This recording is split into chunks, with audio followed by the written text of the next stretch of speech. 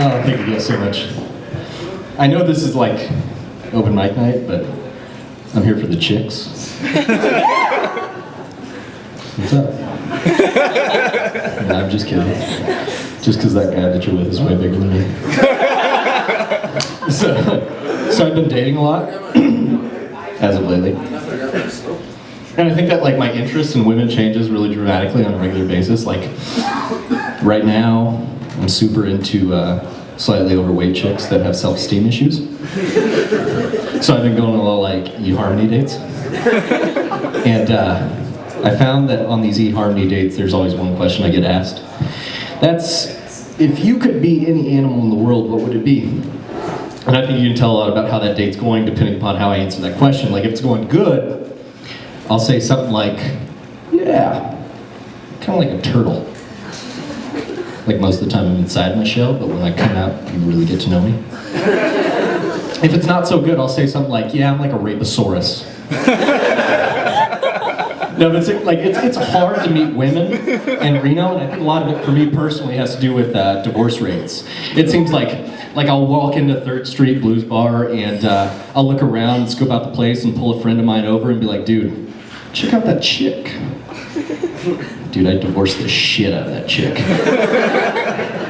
Like, I'd let her take all my money and probably fuck my brother.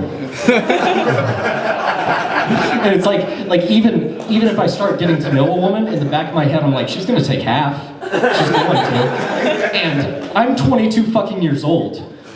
The most expensive thing I own is an Xbox 360. I don't have any Xbox 180 games.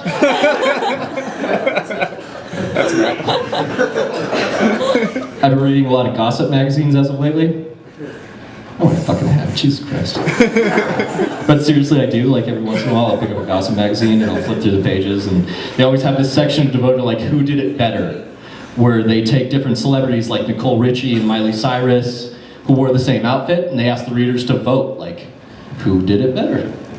Like, first of all, the fact that Miley Cyrus and Nicole Richie wore the same outfit isn't ruining their image. Their fucked up faces are ruining their image. Is that too much?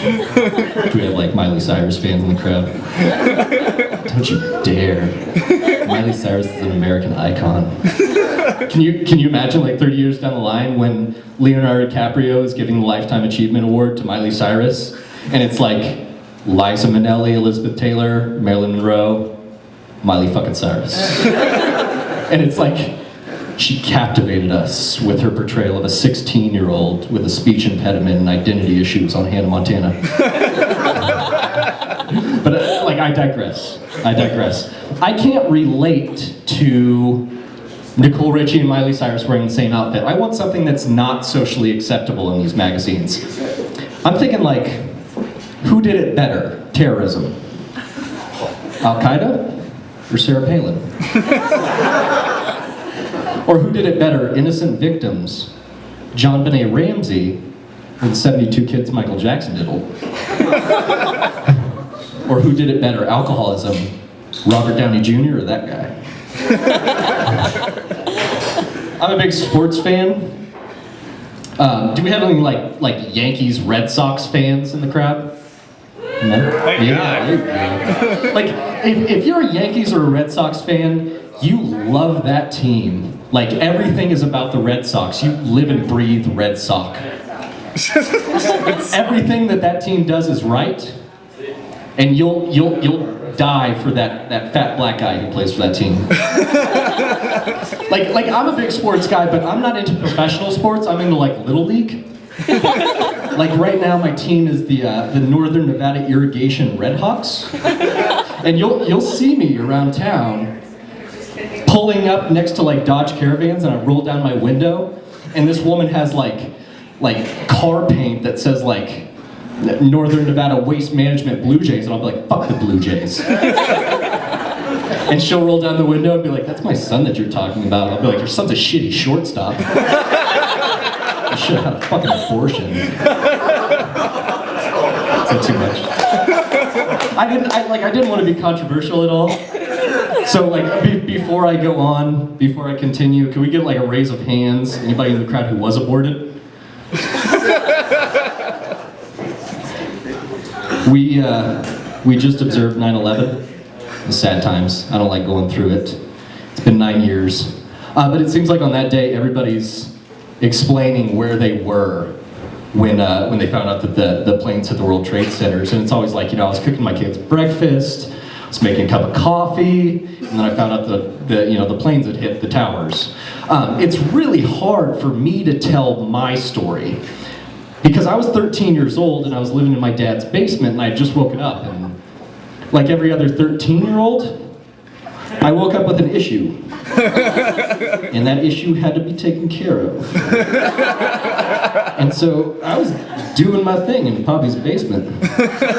And then all of a sudden, Dad yells downstairs, "Matt, get upstairs, the plane just hit the World Trade Centers." I was like, "Shit, we'll finish later."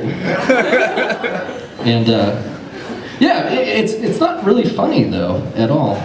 Because it's significantly influenced my masturbation cycle up to this point. It's like, every time I want to get intimate with myself, I sit down in my recliner, not a recliner. Because guys, just because it's masturbation doesn't mean we don't have to worry about posturepedic support. And I turn on CNN to make sure nothing else is going on in the world. And I flip through and I'm like, Barack Obama's having a press conference. Sharon Engel's still a crazy bitch. Okay, we can do this. And I start enjoying myself. Miley Cyrus. And then all of a sudden it's like breaking news. A genocide has just broken out in southeastern Africa. And I'm like, shit! Fuck it. My name's Matt Seymour. Thank you guys.